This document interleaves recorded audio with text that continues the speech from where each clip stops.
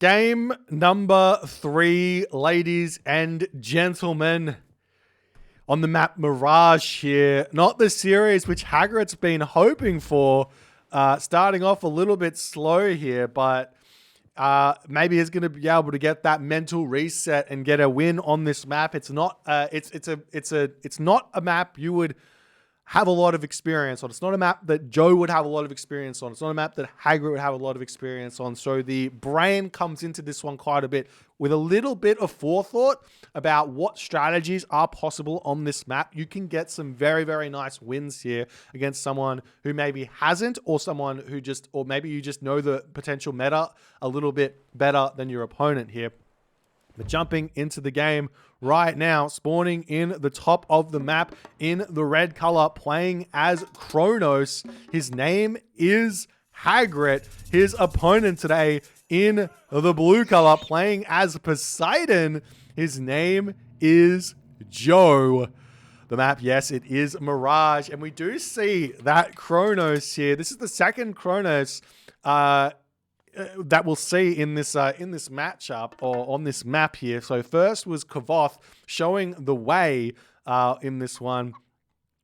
A very, very exciting god for this map. Why? Because you can time shift your dock. If you build a dock on this side of the map over here, you can time shift it down onto this side and harass your opponent's fish. So while maybe if this was like, say, I don't know, Thor versus Thor on Mirage, the fish would be relatively safe. You wouldn't see a whole lot of attempts in the early game to harass enemy fish. Or you could see harass in the later stages of the game on the water there, which I think is something to really think about here on this map as an option. It's definitely a weakness here, so I'll talk about that a little bit later because that's not this matchup. But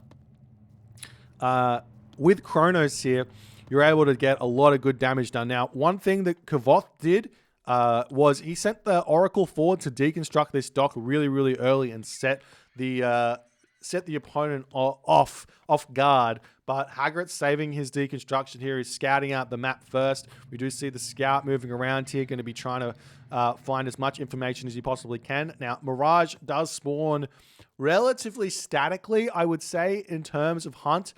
You get one spawn of gazelle, you get one spawn of berries, and you get one spawn over here of monkeys. So you can get, so it's a relatively low hunt, but if you control the map, that means you get 2 spawns of gazelle and 2 spawns of monkeys and 2 spawns of berries if you control the map.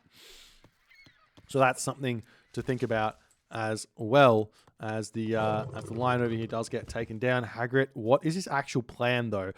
So Kavoth did go for a 4-minute advance time from memory on this map. As we do see, Hagrit, he has decided to move over onto these gazelles. So it looks to me like Hagrit is... Oh, he's got 2 villages on wood, so it's just going to be a standard 430, I would assume here, from Hagrit as he's getting his fishing ships out. The actual water spawn here, there are several different spawns here. So you can get 6 fish, you can get 7 fish, you can get 8 fish, you can get 9 fish. Those are the options here, and we do get a minimum fish spawn, which is kind of as bad as it can get, I would assume, for the Kronos player. Because the reason you go Kronos here is to put pressure onto your opponent's water here. And we already see the 6 fishing ships out for Joe. He should be thinking about taking the villagers off of wood here, put them over onto food, and trying to get up to the classical age as fast as he can. We just see the temple coming through here. If you know that there's 6 fish, the best strategy you can do as Greek is to do a 4-minute advance time, 4-minute and 2-second advance time.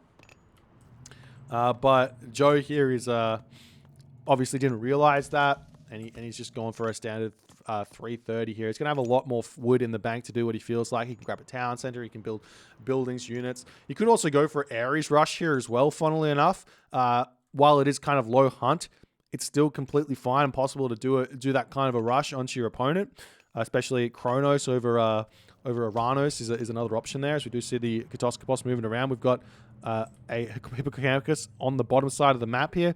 Hagrit with his oracles in position. He doesn't put the dock down What is his plan here? He's going through Prometheus.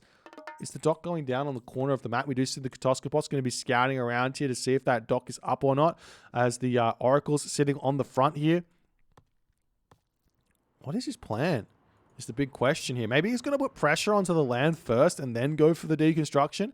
We do see the Hippocampus going to be scouting around both sides of the water, making sure he sees if there's a dock there or not. As the villagers do move over onto this wood line over here, onto the gold as well. I'm very confused about this plan here from Hagrit. I think there is a world where what you can do is go for a fast heroic as Kronos through Hyperion, and you get yourself the fish sniping myth unit. And what you can do is you can delete this dock, build the second dock on the corner, then rebuild the dock, and then time shift the dock over onto this location here to get the free myth unit spawn to start harassing those fishing ships. You can one-hit a fishing ship with that, as we do see Hagrit dropping the economic guild over here. He's getting himself the pickaxe. It looks to me like he might be going for a fast second town center with those resources in the bank there. Might see Poseidon coming through here, as Joe drops double stables down immediately onto this location. We'll see how things are going to go. I think this is possibly a decision from Hagrit because it's a low fish spawn with only the 6 fishes going for that town center 100% over here. As that citizen moves over onto this location, we see the consistent scouting over here from Joe. I like this play. I think this is exactly what you need to be doing from that position there. Is this citizen trying to get up a military barracks? He's not paying attention to it. There he goes. Going to be retreating back as that Terma will be coming out here for Hagrit, as he's going to be able to drop a barracks down at some point here. That Terma going to pop out here and potentially we'll see a manual heroization. Not just yet. The Centaur coming over here will get a shot off. Not quite there just yet. Theseus coming through over here as the micro there from Hagrit, not quite what he would have liked. Gonna have to move that citizen back into his main base, should have to assume, as the Terma continuing to come through over onto this location. One more Terma to pop out soon as this town center gonna come up. Will Joe notice it or not is the big question here. As the military barracks coming through, the citizen now getting targeted down. There's the pop out here from Hagrit. There's the Valor onto this location as the spears getting immediately thrown forward there. The Promethean under pressure onto this location as well, as the Hippocon coming through, going to start putting some pressure onto Hagrit's wood line over here. As the military barracks going to come through, lots of resources in the bank here for Joe. We'll see what his strategy is going to be. I do like the idea of kind of a semi-fast heroic here if you've got no pressure onto your water. As the Hippocon coming through here, they can actually target down this dock as well. It's a completely fine and legitimate way to play, as Hagrit's town center just about to come through here as the unit's trying to push through onto this location here. Hagrit needs to think about getting himself some catapultes here because his opponent is mass Hippocon onto this location. We're starting to see the Mermillo coming through as the unit's turning around over here, still not noticing the town center up, and Hagrit will get his town center up here. That's a very, very lucky here as Joe just not scouting it on this one here at all, as the units retreating back. What is this guy holding at this point? His Trojan Gate hinge is not the most important of relics, as the chicken getting finished off over on this location. They will be retreating back here into the sentry tower as the army pushing forward. We've got medium Hippocon already through Shaft Mine on the way for Joe as well, as he's trying to get that economy going. Hagrit with the 2 town centers means a couple of things. So one, you get the extra, 5.4 favor a minute, which means basically one Promethean extra every 2 minutes are possible to be built for Hagrit, and he's going to be spamming those units out, taking his time here. I still would like to see less Terma here and potentially just everyone onto food and going for Catapulti Mermillo at this point from Hagrit's perspective. Obviously, he doesn't have that much food here, but you can just throw farms down, and I think that would be a better idea than making those Terma anymore.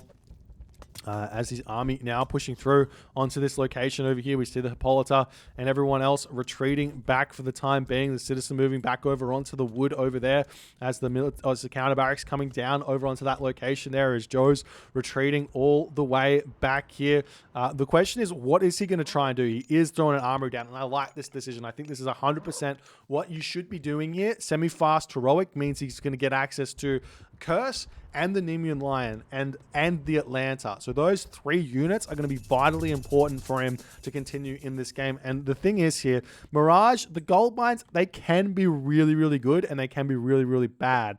So in this situation here, Hagrit's gold mines, they're a little bit difficult here with 2 gold mines on the right, on the middle and right side of the map to be grabbed as he's going to be pushing forward, but it's going to be a little bit challenging for him to grab those as this hero citizen going to be attempting to get surrounded over here. He's retreating it back and the Hippocon getting in front of it. They do manage to prevent that citizen from retreating back. Beautiful play by Joe there, sniping that citizen as he can also try and pick off a Terma here, but I think he should just retreat back as now Hagrit's starting to move in onto his opponent's base. We've got both of those relics coming through. Pelt of Argus with the +6 line of sight there and the Trojan Gate hinge coming through with the extra wall hit points as the army pushing through onto this location, trying to snipe down the Theseus over here. We've got an archery range coming down as Watchtower's getting researched by Joe as he's about to be able to click up to the next age. 77 population for Joe at this point. He can put a whole bunch of villagers over onto this temple as well if he so chooses, as the military academy or the double military academy coming through here for Joe as the Hagrit units swinging in onto this location over here, looking for something to do. But Aphrodite coming through is incredibly scary here. But the gold mine will be expiring here for Hagrit very, very shortly. So if Joe can hold on here, which I think he will be able to, this doesn't seem to be too much of a location that he can attack, as we're starting to see the military academies getting built, which means the Murmillo,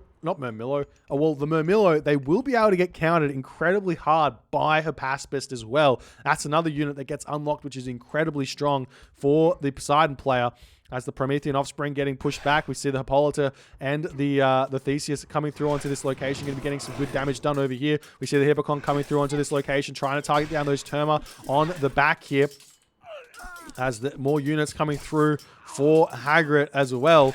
So the Terma are going to be retreating back here as best as they can, but these units now coming through for Hagrit are going to be very strong. There's the Curse getting dropped down. 80 population here for Hagrit to 85 population for Joe. It's still very, very close even with that location there, and Hagrit yet again tapping out very, very early in this series. It's an unfortunate one, but I mean, he's not wrong here. Joe is in an incredibly strong position, but Hagrid got the economic advantage right now, so he could find himself winning this game if he just retreats back and then just powers on to the next stage of the game. Kronos' late game is actually really, really strong. I think a lot of people forget how good Kronos is in the late game. His economy is really good up until the late game. His trade route, you know, it's not going to be the best, but you can time shift it off to the corner of the map to get a slight advantage. And yes, the Poseidon is going to be a tough one to beat, but you can go for Vortex here and get some incredibly big amounts of damage and get a town center advantage very easily with Vortex, or even Implode here out of it. But yeah, I think that if Hagrid played this a little bit differently, instead of going for Terma, just no Terma at all, maybe like just initial first 3 Terma, once he saw all the Hippocon coming through, he could have gone in with mass catapultes here on this one.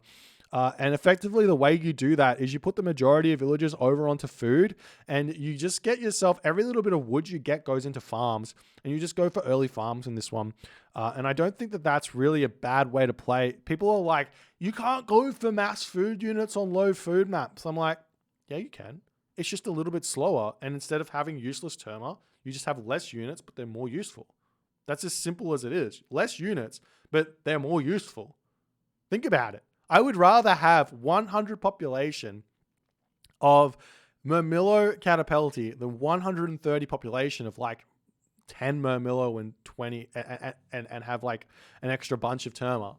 Like, I would rather that. I would rather have like 15 or 20 infantry units rather than 10 infantry units and 20 archers in this matchup against pure Hippocon. And then you also have the farm stamp, which allows you to get a really, really solid economy. Anyways, if you guys enjoyed this game, please consider hitting the follow on the Twitch. If you're on the YouTube, hit that subscribe button. I'll see you guys in the next game. Big congratulations to Joe. He gets to go on to the next round. Yay!